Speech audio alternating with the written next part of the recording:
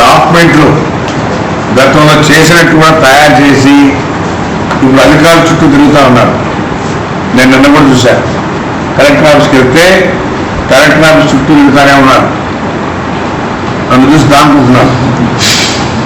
దానికోవచ్చు అవసరం రైట్ రైల్గా ఆయన రైట్ ఉంటే రావచ్చు. వాడికి వెళ్ళి అధికారులకు మాయమాటలు చెప్పి అంటే గతంలో ఎప్పుడో వాళ్ళ మామూలుగా బీఆర్ఓలో ఉన్నప్పుడు పేపర్లు పుట్టించి ఆ తర్వాత ఎంఆర్ఓలు రిటైర్ అయిన వాళ్ళు వాళ్ళ దగ్గర పేపర్లు పుట్టించి తిరుగుతూ ఉన్నారు. అవి ఏవి కూడా చెల్లవు.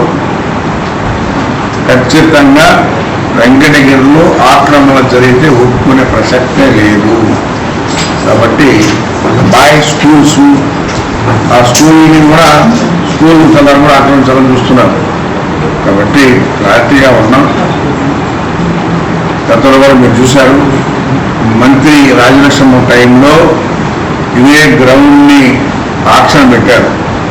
ఎవరు ఎగనీరు పల్లెడికి ఆక్షన్ పెట్టమని ఎవరికైనా డబ్బులు కావాల్సి వచ్చిందా? ఎందుకు పెట్టాల్సి వచ్చింది? టౌన్లో అది ఒక ఆర్ట్ గుండెకాయలాగా అలాంటి దాన్ని ఆక్షన్ పెట్టి చేస్తే అప్పుడు నేను కొత్తగా ఎమ్మెల్యేగా ఫస్ట్ టైం వచ్చి ఆపి ఇప్పటికి కూడా 16 మంది దానిలో ఆక్షన్ పాడినారు.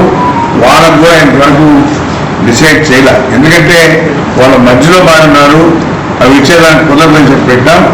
దాన్ని కూడా ఒక రోజు అధికారులు కూర్చోబెట్టుకొని ఆ పాడిన వాళ్ళు ఎక్కడి ఇవ్వాలనేది కూడా చూసి వాళ్ళకి డిసైడ్ అధికారులు ఈ అధికారులు వచ్చారు. మరి ఈ అధికారులు చూసుకున్నారు. దీనిలో నాకు ఎలాంటి ప్రమేయం లేదు.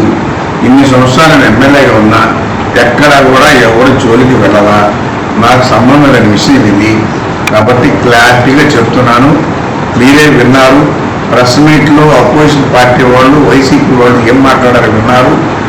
ఆ విని తర్వాత పై అధికారులు వీళ్ళ ప్రసంగించారు. ఈ పని మీరు చేస్తున్నారు కానీ నాకు ఎలాంటి సంబంధం లేదు.